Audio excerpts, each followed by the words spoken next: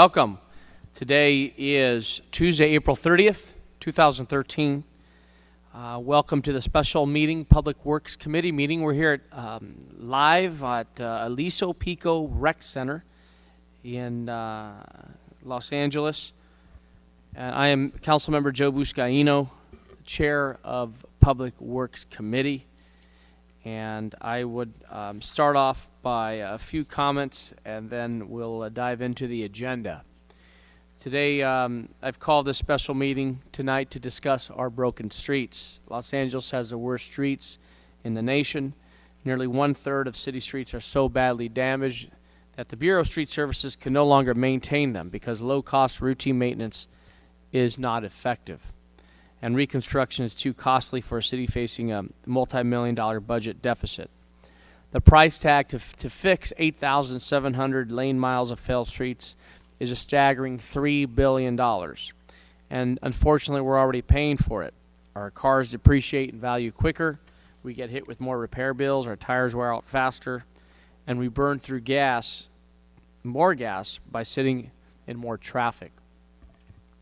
All of this adds up to $750 in additional vehicle operating costs every year. And when you factor time lost and productivity, it's about $1,500. In January, Councilmember Englander and I proposed a bond measure that would finance the reconstruction of all 8,700 lane miles in a 10-year period. I have asked officials from the Bureau of Street Services to come this evening and give an overview of the problem and answer questions. The City Administrative Officer and Chief Legislative Analyst have prepared a preliminary analysis of the bond measure, and I invited him here this evening to present the report. The report and all communication to this committee on this matter will be available at lacouncilfile.com under CF number 13-1300-S1. Today is going to be an informational meeting only. Before giving instructions to city staff on how to proceed, I want to hear from you, residents, neighborhood councils, and business owners. Everyone's invited and encouraged to weigh in. Tonight will be the final field meeting of this committee, but we will continue to accept community input. Written communication can be sent to the city clerk at 200 North Spring Street, 3rd floor, Los Angeles, California, 90012. Attention, Michael Espinoza. Please be sure to specify that it's regarding Council File 13-1300-S1. You can also send Michael an email, michael.espinosa at lacity.org, and Espinosa is spelled E-S-P-I-N-O-S-A. Again, that's michael.espinosa at lacity.org. And again, please reference that council file number.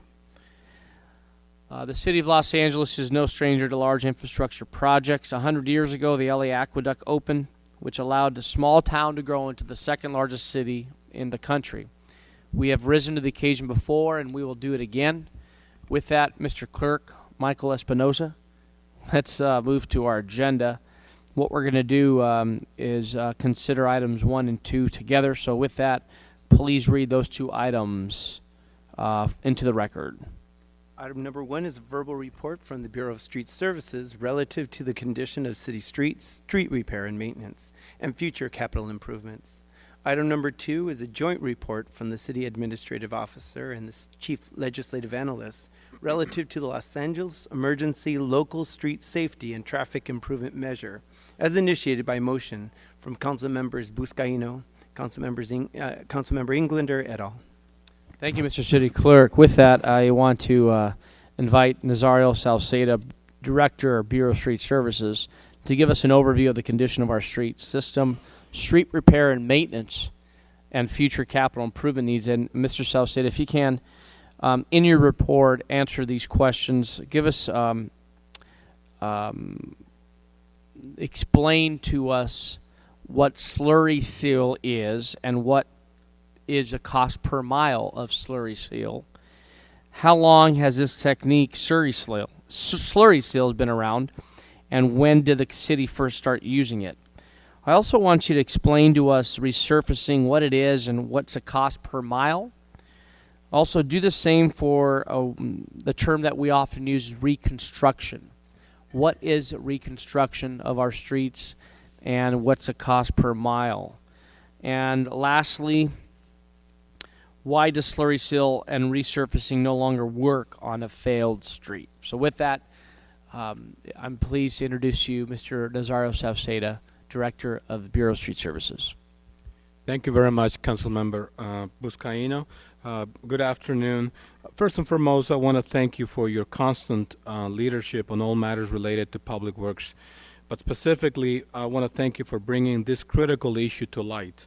I appreciate the opportunity that you give me to explain in detail the condition of the streets in the city of LA, but most importantly to explain to our listeners the monumental efforts that we make to maintain the largest municipal street system in the nation and arguably in the world. LA is, the city of Los Angeles is the largest municipality in the nation in terms of geographic area. It is comprised of approximately 475 square miles. Within our territory, we could fit the cities of Milwaukee, San Francisco, Minneapolis, Pittsburgh, Boston, St. Louis, Cleveland, and Manhattan. We are that big, to the point that once again, 8 big municipalities could fit within our geographic area. In terms of street infrastructure, we have the largest and most congested street system in the nation and arguably in the world. It is comprised of approximately 6,500 center line miles of streets. Center line miles means that if you measure the street on the center of the street, right on the center, if you measure 1 mile, the street will measure 1 center line mile. But if you take into consideration 4 lanes that the street may have, now that street has 4 lane miles. The city of LA has 28,000 lane miles of streets.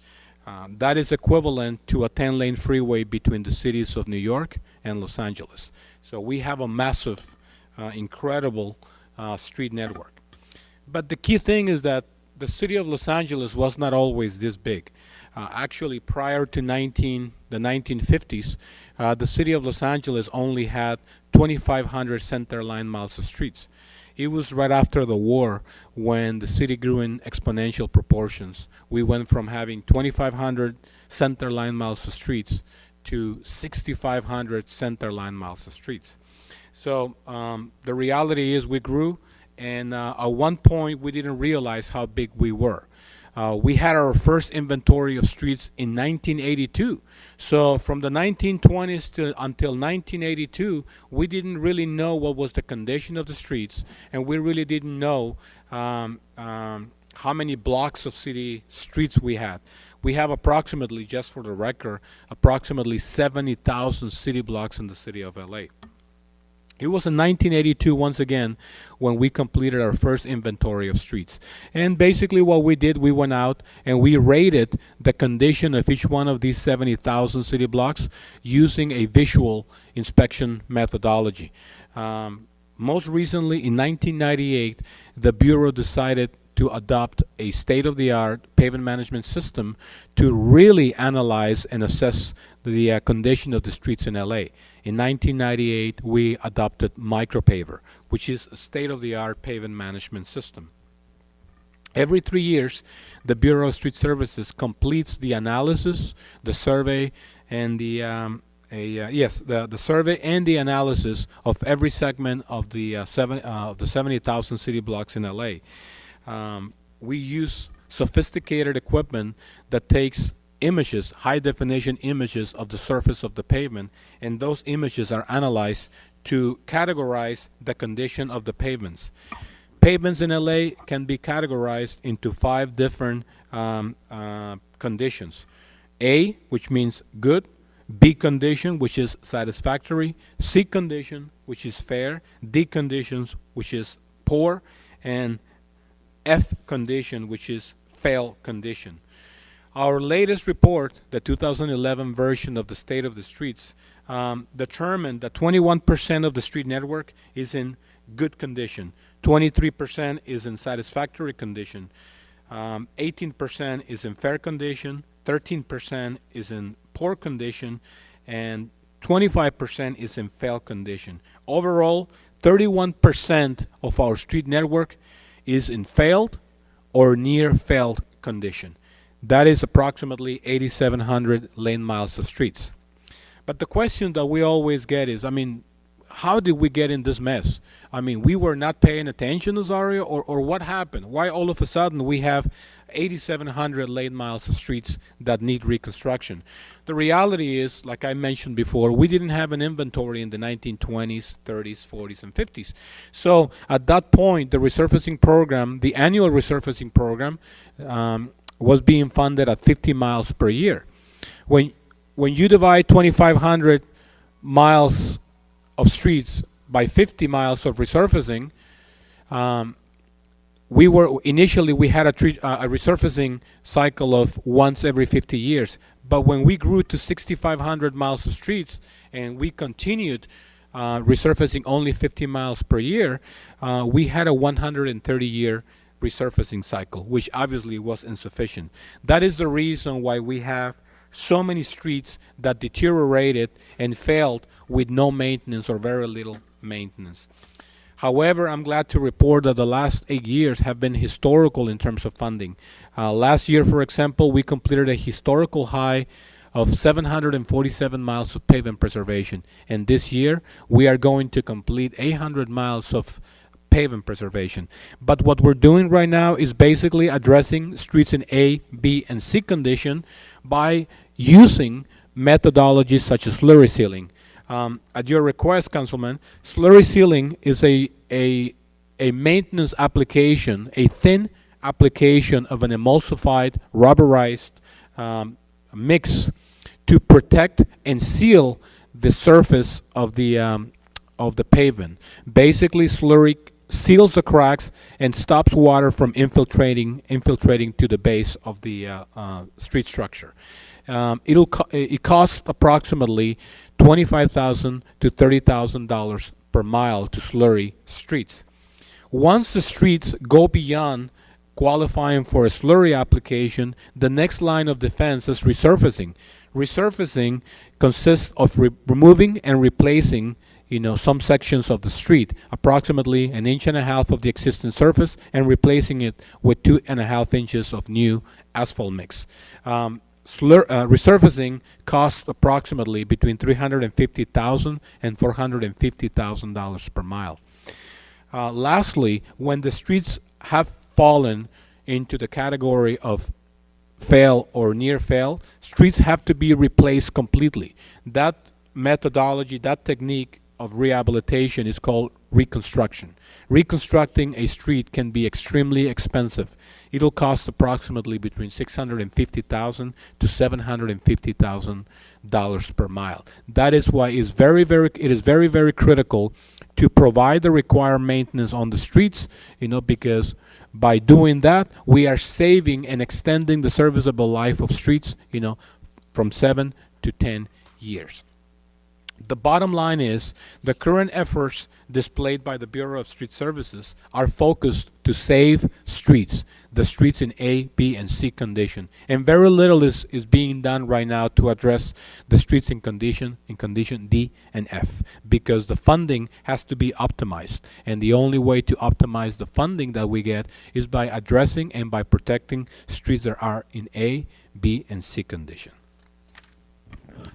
Thank you, Nazario. Before we turn it over for the CAO and CLA report, I want to, we encourage the public to speak on these two items. So please be sure to fill out a public comment card if you would like to speak on these two items. And with that, those public comment cards can be found at the back of the gym here. So with that, we have with us the Chief Legislative Analyst, Mr. Jerry Miller. Thank you, Mr. Miller, for being here. And we have the CAO's office, if you can come forward as well. And please, we have... Certainly. Good evening, Mr. Chair. I'll start off briefly and then turn it over to Natalie Brill and David Hirano from the CAO's office to talk a little bit more about the details of the potential bond options. We do have an initial report before you that analyzes the proposal We did look at a variety of potential funding sources, and as Natalie will get into with a little more detail, certainly the general obligation bond proposal is the one that we believe to be the most feasible.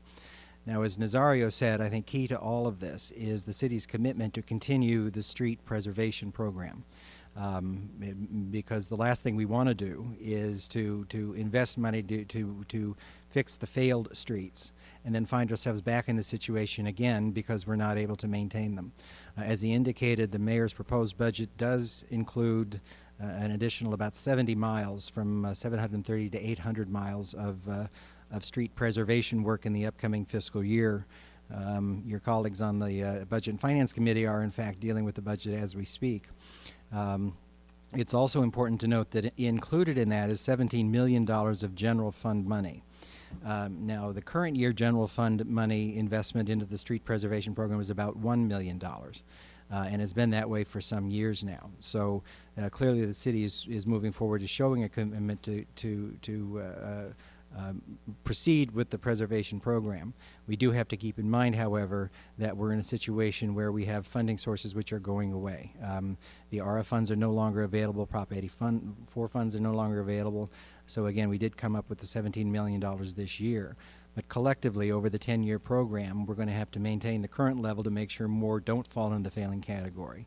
And we're going to have to recognize that we're going to have to make the investment once the failed streets are brought up, so that going forward, we're not going to, again, lose ground. So now I'll turn it over to Natalie to talk about the bonds. Mr. Miller, if I can, I have a question.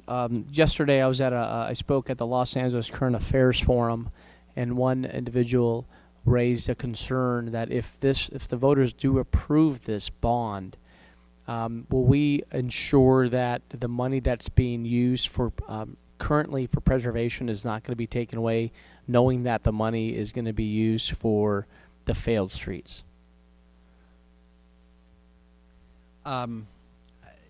Well, specifically, the money approved from the bond can only be used for the failed streets. Legally, there is no other use for that. Right. money. That's why I assured them Yes, that absolutely. because it's a bond measure. Right. Okay, got it. Yes. Okay. From the CIO, I know we have two representatives from the CIO's office. Natalie, you want to take it? Now, if I know you'll dive into your report, but if you can just explain to the public what a general obligation bond is to start off. Sure. A general obligation bond, excuse me, it's a bond that is based on the assessed value of your home. So if your home is worth, the average in LA is $350,000, they would assess the amount that you would pay on the $3 billion every year based on that value. And so what that means for a $350,000 valued home is that you would pay about $121 an average over the 29 years of the bonds. The reason why general obligation bonds, after our analysis, was we thought the best way to fund the streets is for two reasons. One, Jerry talked about one of them, which is you can only use general obligation bonds for your infrastructure, for the acquisition and improvement of true infrastructure. What's more infrastructure than the city streets? So, and other cities like San Francisco have used the general obligation bond program to fund streets. So you would be assessed as part of your property tax this amount of tax.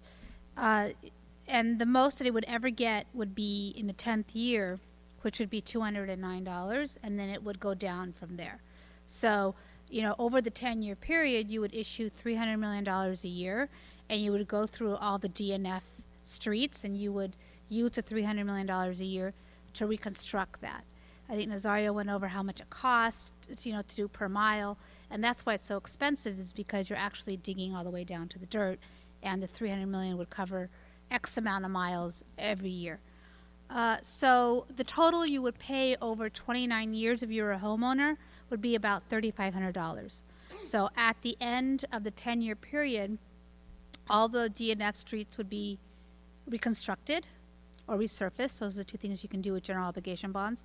And then they would be paid off by the remainder of remaining 19 years. So you would be paying on your property tax for 29 years. But the bond program itself, the streets would be rebuilt in 10 years. Explain to us the relationship, if any, between the Prop 13 and general obligation bonds. When Prop 13 was passed by the voters in 1970, I think it was 78, 79. I remember because I was in high school.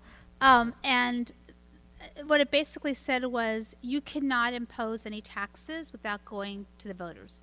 And it requires 2/3 of the voters to approve a general obligation bond. So 67% basically of the voters have to approve this bond issue. So it's very difficult in California to raise money for big capital projects, because every time you want to do a bond, you have to go to the voters. And then after Proposition 13, there was Proposition 218 and Proposition 26, which limited how cities could assess property owners and homeowners and commercial industrial to be able to pay for these large capital programs. So when you look at all the bond issues that are out there, all the types of bonds that are out there, the one that makes the most sense for such a large program is a general obligation bond, because it is the cheapest type of debt you can get on the market. Explain to us the city's track record on voter-approved bonds. We have had several bond issues, general obligation bond issues, that have done extremely well. The one that comes to mind is the libraries, where we actually did such a good job. It was, we came in below budget and, below the time frame, and we had enough savings to actually build 2 extra libraries, and I believe to rehab a couple of them.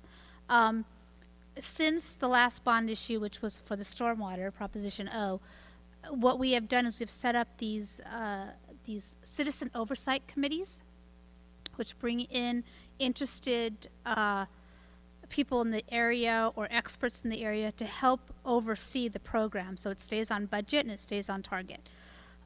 What that composition of that oversight committee would look like, the citizen oversight, really depends on the ballot measure. You can make a decision on, who appoints them, who should be on them. So there's a lot of flexibility in the ballot measure of who would be on your oversight committee. Besides the oversight committee, there is an administrative oversight committee, which is made up of city staff, where the department is called in and gives reports. In addition to that, I believe the Bureau of Engineering once a year does an annual report on all the on the general obligation bonds. So that's the administrative side.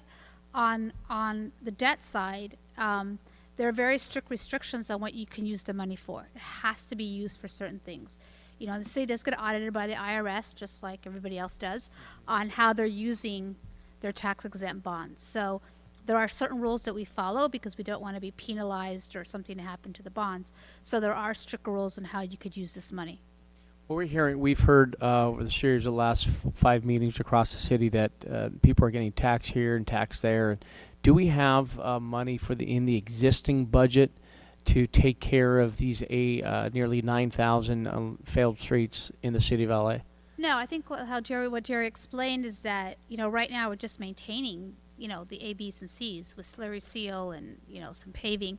But the general fund budget is about $4.5 billion a year. So if you're looking at, doing a $3 billion program, it's very difficult to pull $300 million a year out of that budget and to be able to fund such a large capital project with the money that we bring in, because 70% of our budget is public safety. So the rest of the 30%, that means that you would wipe out everything except police and fire, basically. Got it. And lastly, we've also heard from the community about possibly passing a local vehicle registration fee on to the drivers, because there are a lot of drivers who come in and out of the city of Los Angeles who drive on these roads, and we've heard that they should also pay for it. And I see Mr. Miller back to the mic. Can you? I know your staff has looked into it and provided a copy of to my colleagues and I. Just for the record, is that feasible? Passing it on to the voter? I'm sorry, the license registration fee. No, we don't believe that would be feasible. There would be all kinds of hurdles, state law. There would be all kinds of hurdles to be able to make that happen. Also, the registration fee itself wouldn't necessarily demonstrate who's using the streets the most. So in terms of equity, it would be problematic as well. We do continue to look at potential options in that regard, but that would be very problematic. And then lastly, and then I'll turn it over to questions, comments, concerns. Measure R, we've also heard that the voters approved Measure R a few years ago. And do we have the ability to fix every failed street in the city using Measure R funds? We do not. And in fact, a large source of funding again this year and going forward to maintain our program because of the loss of the other funding is going to have to come from Measure R. So we are making that commitment, but no, there is simply not enough money, there's not enough local return in Measure R to be able to do that. Very good. Okay, well, thank you to the CLA and the CAO's office for your comprehensive report. We appreciate that and your ongoing commitment to the city. I'd like to turn it over to public comment. And again, for those who would like to speak on these two items, please be sure to fill out a speaker card. I'd like to bring up, and I thank you for those who are here. I can't thank you enough for your concern and your comments that you will share with us. First, Bruce Campbell. And just note, each speaker will have 2 minutes. Mr. Campbell, thank you for being here.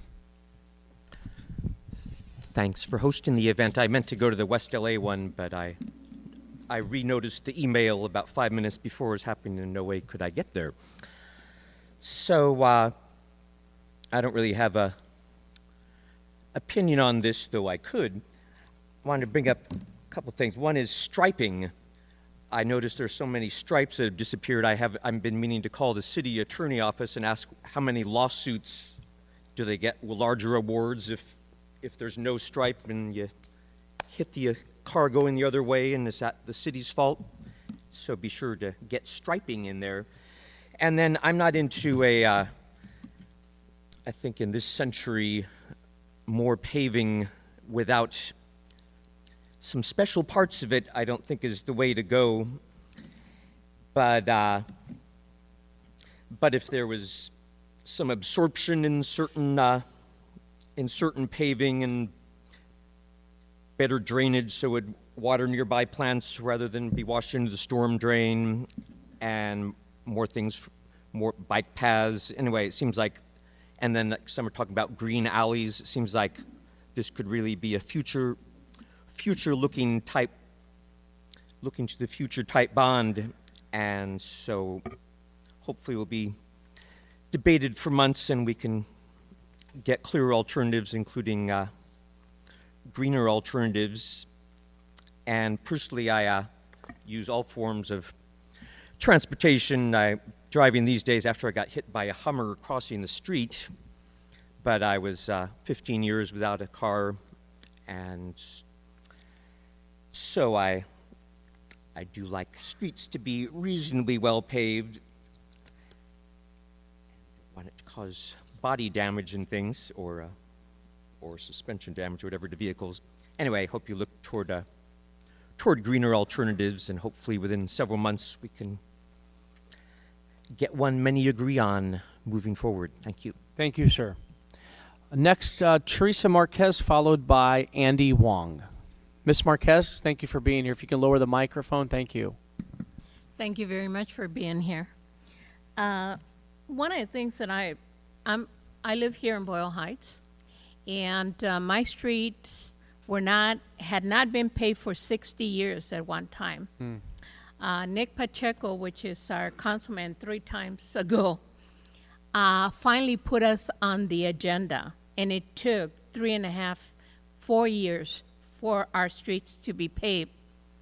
But I'll tell you, the city needs to control their administration and their supervisors.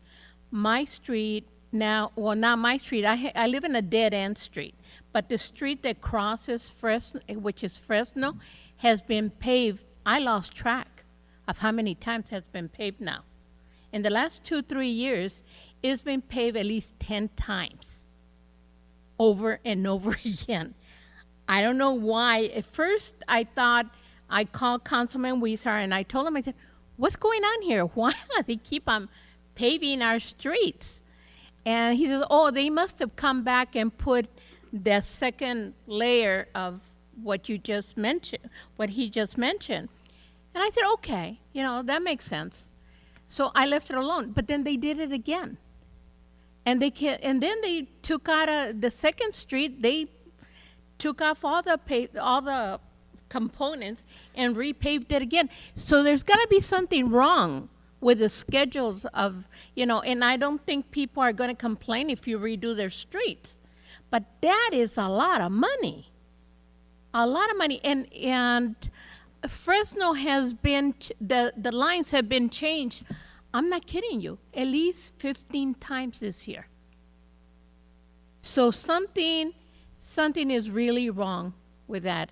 And why are they, you know, we have Indiana that needs, they finally redid Indiana, but that was probably not done for about 100 years. So we have other streets that need it, but yet what is going on with the schedules of the streets? Thank you. And if I can direct Mr. Salcedo to speak to Ms. Marquez offline and to answer her concern. Andy Wong, please come forward. Thank you, Mr. Wong, for being here. Thank you for being here. I speak on my own behalf as a homeowner living in the Arts District and also as a representative somewhat of the Los Angeles County Bicycle Coalition because I've been working with them on some pro bono services as an attorney. Although I practice media law and don't have the expertise that would otherwise be required to speak on the subject, I wanted to deliver a message to the decision makers in terms of planning and making decisions on how to spend the money. The message is to, of course, to consider complete streets, not just for cars, which I do own a car, but for bicycles, for pedestrians, and all modes of transportation. And Sure. That's really the message we want to deliver. And I look forward to learning more about the measure and to attend more of these hearings and appreciate the time. So mainly as a homeowner, it'd be great to, and as someone who's grown up in Los Angeles, to take the opportunity to use things like this to improve upon all the criticisms that people have for Los Angeles, and that includes the way we get around the city and the way we lead our lives as not just drivers, but people who use the streets in different ways. Sure. So thank you very much. Thank you, Mr. Wong. Thank you. Last call for public comment. Seeing none, I want to thank those community members who stepped up and spoke about these two items, and we heard your concerns. All the public comments have been officially on record, and to the point where we're organizing the type of concerns that we've heard across the city in the last month. I'd like to thank the staff of the street services, the Bureau of Street Services, the CAO's office, Mr. Jerry Miller in the CLA's office, for all your hard work on this important issue as we move forward. Also want to thank those who are here tonight, ITA, as well as the Sergeant of Arms and our fine senior lead officers from Hollenbeck Division. Thank you so much for being here. And the staff at Aliso Pico Recreation Center. This is just the first step, and we have a lot more work to do before we have a final proposal to present to the City Council and then ultimately to the voters. With that, I'm going to hold these two items, Michael, in committee and continue them for a future meeting, for a future Public Works Committee meeting. So that you know, the audio of this meeting will be posted on the city's website, lacity.org. And again, thank you so much for being here. This concludes a special Public Works Committee meeting. Thank you so much.